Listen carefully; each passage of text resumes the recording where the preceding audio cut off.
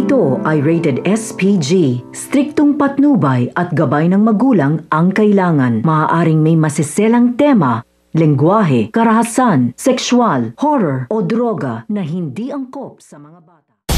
Dahil hindi nga nagustuhan nga nito ni Doc Meneses, ito ang ginawa nito ni Moira kay Giselle ay sinubukan nga niyang tawagan nga ito nga si Lolo Pepe dahil ito nga raw ay dapat malaman nga nito ni Lolo Pepe upang sa gayon nga may gawin nga siyang aksyon. Subalit agad nga itong nakita ni Moira at pinigilan niya nga ito dahil ngayon daw siya na nga ng mamay-ari nga nitong Apex ay dapat kinakailangan nga na respetuhin niya nga ito at hindi nga kalabanin. Wala na nagawa ito pang si Doc Meneses. Sa kabilang banda, hindi pa rin nga daw tapos nga ang laban nga nila nito ni Moira. Ayon nga dito nga kay Giselle dahil hahanap siya ng mga ebidensya na maaaring magpabagsak nga dito.